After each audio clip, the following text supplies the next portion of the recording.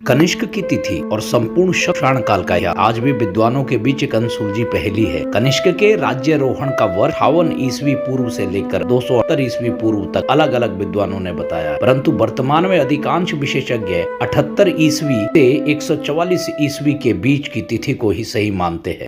78 ईस्वी को भारत के सबसे व्यापक काल गणना प्रणालियों में से एक शक संवत की स्थापना का वर्ष माना जाता है। कनिष्क स्वयं शक नहीं थे, परंतु यह शब्द उस समय बहुत ढीले रूप में प्रयुक्त होता था और वे वास्तव में एक नया संवत स्थापित करने के लिए प्रसिद्ध है। हालांकि 78 ईस्वी पूर्व भारतीय प्रमाणों के अनुसार उपयुक्त है। कुछ जटिल विदेशी प्रमाण यह सुझाते हैं कि उनका शासन कुछ दशक बाद प्रारंभ हुआ। यह रहस्य तब तक नहीं सुलझ सकता जब तक कोई नया प्रमाण सामने न आए। कनिष्क के उत्तराधिकारी उत्तर पश्चिम भारत में शासन करते रहे, परंतु उनका साम्राज्य शीघ्र ही सिकुड़ गया। तीसरी शताब्दी के मध्य में कनिष्क के उत्तराधिकारी वासुदेव को फारस के ससानी वंश के राजा शापुर प्रथम ने पराजित किया। उसके बाद उत्तर पश्चिम भारत पर ईरानी प्रभाव स्पष्ट रूप से दिखाई देने लगा।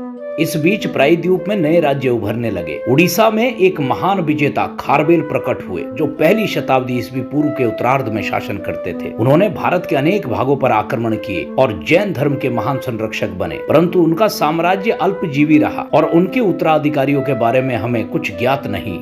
उसी समय मौर्य साम्राज्य के पतन के बाद दक्षिण भारत में एक नया राज्य उभरा, सातवाहन या आंध्र साम्राज्य, जिसकी राजधानी पैटर्न थी। यह राज्य लगभग 300 वर्ष तक टिका और तीसरी शताब्दी ईस्वी पूर्व तक इसका प्रभाव रहा। दूसरी शताब्दी में यह साम्राज्य समुद्र से समुद्र तक फैला हुआ था। परंपरा के अनुसार प्रथम सातवाहन राजा सिमुक ने शुंग और कवर्ण वंश का अंत किया, जो पुराने शुंग साम्राज्य के छोटे भागों पर शासन कर रहे थे।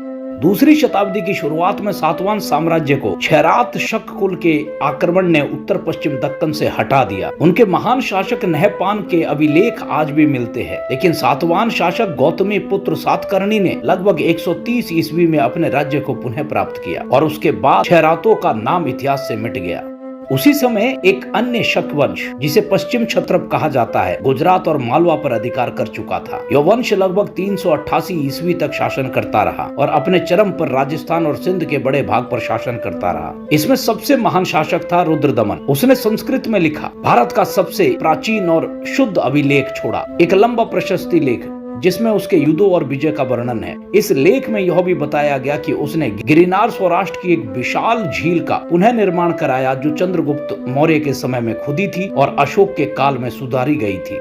यह अभिलेख यह सिद्ध करता है कि रुद्रदमन 150 ईस्वी में शासन कर रहा था। इसी समय दक्षिण भारत पर द्रविड़ क्षेत्र इतिहास के प्रकाश में पहली बार स्पष्ट रूप से उभरा। परंपरागत रूप से तमिल प्रदेश 3 राज्य में बटा था, चोल,